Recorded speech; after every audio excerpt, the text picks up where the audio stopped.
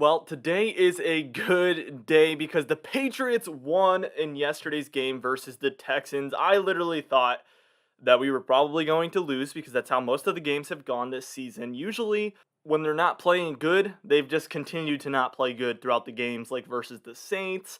I guess the Buccaneers, they kind of turned things around, but it still wasn't enough for the win. It almost was, but it wasn't. But this game, what was really nice to see is that the first half was disastrous, and even the first drive and couple of drives of the second half, but they really turned it around in the third and fourth quarter, towards the end of the third quarter especially. And I think most of the credit belongs to the defense because they were struggling big time. And I want to point something out because a lot of people were like, our defense sucks. We shouldn't have gotten rid of Stephon Gilmore, which, first off, in what universe does that make any sense? He hasn't played at all this season, and now all of a sudden they're playing bad because we got rid of him when he wasn't playing anyway. I could see how it could kind of shake up the locker room a little bit, I guess. He hasn't really been there, but doesn't really make sense to me. What does make sense to me is that I didn't see any Jonathan Jones. Maybe he was there, but maybe locking his guy down, but I don't think Jonathan Jones was really playing. And then also, Jalen Mills was out of the game. So basically, what ended up happening is we had JC Jackson out there. At least we had him. I mean, thank God. But he was kind of alone in the cornerbacks group. And you saw the safeties playing man coverage against the wide receivers. I think that had a huge part to do with what happened in yesterday's game in the first half. And a lot of those throws, like the second one, I mean, J.C. Jackson was like an inch from being in position to disturb that pass. And then, I mean, Devin McCourty on that pass. If you're kind of visualizing this with me, if you're not visualizing this, you're probably like, what is he talking about? But if you remember the play where it was the deep touchdown, literally the ball went like half an inch above where JC Jackson could tip it. And then Devin McCourty, I don't like what he did there. I mean, I get trying to play for the tipped interception. If JC Jackson would have tipped it, I'm sure Devin McCourty would have had an interception. But the problem is that if you have to make a tackle, you're not in position. He flew out of bounds because he was trying to make the interception and not help with this, breaking up the pass.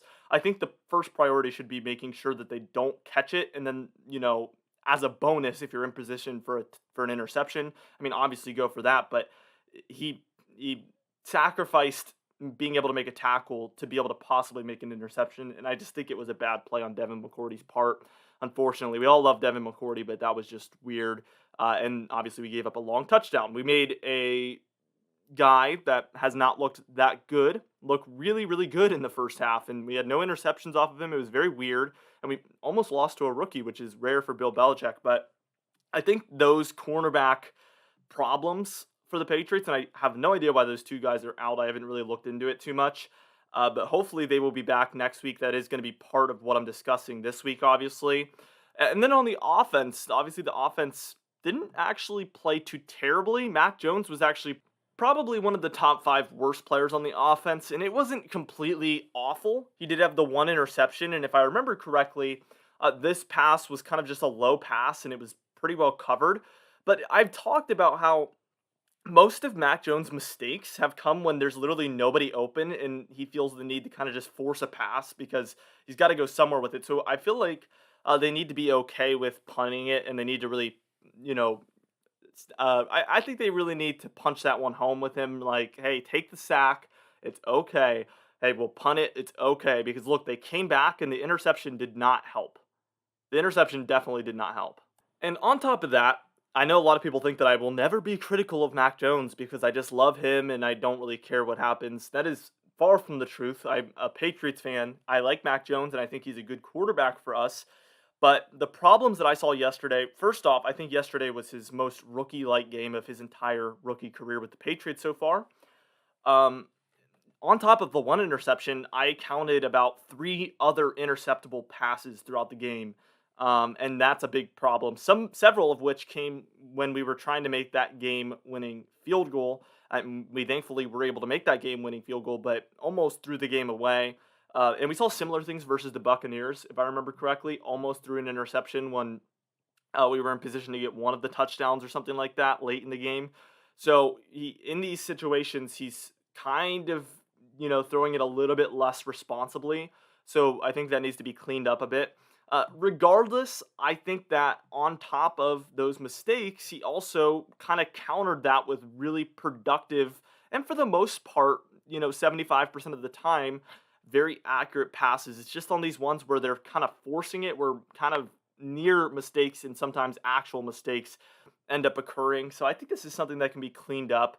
But I don't like to see that, very interceptable passes on multiple occasions. And thankfully, they just, were just in position to, almost intercept it, but it wasn't able to be done. So I guess I called them interceptable, but they were near interceptable because if they were interceptable, they would have been intercepted. Now, as far as the offense goes, Damian Harris, I mean, dude, stop fumbling. I think the one thing to say though is that that punch was really, really good, and I don't know who wouldn't really fumble on that. I mean, that is a tough ball to carry in, but that was a close, close, close call. And I think if we would have gotten that touchdown there, that would have definitely changed the game. I think we would have won with a little bit more clarity. It wouldn't have been, right to the end of the game. I think we could have used that momentum, but it took us a while to build back that momentum. That was definitely draining. And then also that dropped pass by Jacoby Myers. Come on, man. You almost had your first touchdown. You can't even carry it in.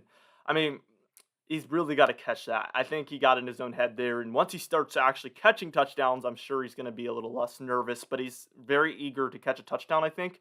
And they almost did it on that bubble screen or whatever that was, but definitely didn't get it in. But regardless, look, the Patriots won. I forgot to talk about one thing. This is very important. The offensive line, too, they played the best they've played all season, and I think that's mostly due to the Texans not being that good because we only had one starter on the offensive line, and that was David Andrews. Everybody else was out of the game, and those were all backups, and somehow they played really good. But I think that we would have, again, had a better game had the actual starters been in there, and we're not going to be without 4 offensive line starters for the entire season. So I think we're in good position to kind of bounce back and use this momentum. This is a huge win because if we would have lost this game, I mean, you're looking at 1-4, and you just lost to the worst team in the league.